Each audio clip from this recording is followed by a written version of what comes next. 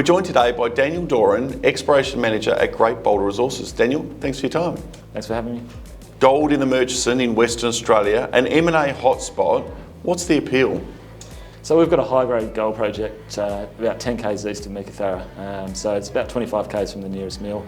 And we made two discoveries there over the last 2 years to find up 500,000 ounces at an all-in cost of about $17 per ounce. And we think they're high-value ounces because of that proximity to existing mills and the potential to grow the project through further discoveries. Talk about growth. You've got 500,000 ounces, but the plan is to build. Yeah, that's right. We've got a strong pipeline of prospects along strike from both Mulga Bill and Ironbark, and we've been working those up through early stage generative grassroots exploration, and we're looking to get in there and drill them out over the next 12 months and really grow that resource base both through further discoveries and through resource expansion at the existing deposits. And importantly, the permitting is well advanced with one of the projects already sitting within a mining licence. Yeah, we've put a mining lease application over one of them, so we'll be progressing that through that process. So that was over our Ironbark prospect, which it's a simple ore body, it's tabular, it comes to surface. We think there's a really strong case for a near-term development option on that, so that's why we put that mining lease over there. And over Mulga Bill, we're still growing that, so within time, once we define the limits of that ore body, then we'll look at doing the same for that.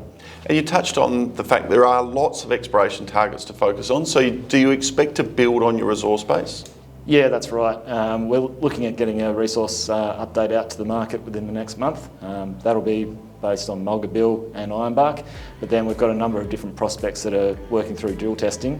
We've had great results from those over the last couple of months. They won't quite make it into the next resource update, but further updates within the next 6 to 12 months will definitely include those. And then the earlier stage targets, we're hoping that we'll make new discoveries there, and they'll get into the resource updates in the future. As I touched on, the Murchison is an M&A hotspot, a lot of activity. Do you see people watching what you're doing, focused on what you're doing, interested in what you're doing? Yeah, I think so. I think it's the appeal of our project is we're so close to Meekatharra, we're so close to those mills. They're high-grade ounces. You don't often get high-grade ounces that close to infrastructure. So I think, the eyes have been on us for a while, and it's just about continuing along. We want to grow that story. We see value there through our work and continuing our work. So I mean, we're trying to expand that resource and take it forward ourselves rather than focusing on the M&A. We'll let that sort of itself out. Where to from here? What should investors be focused on over the next 6 to 12 months?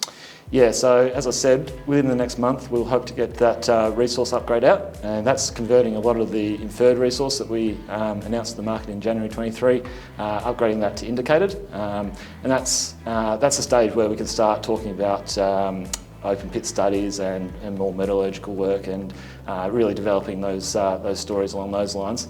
And then further on, we've got heritage surveys ongoing on the Ironbark trend to clear that for our initial air core drilling, and that'll be testing a lot of those geochemical targets we have down there, and hopefully delivering those new discoveries into the news flow.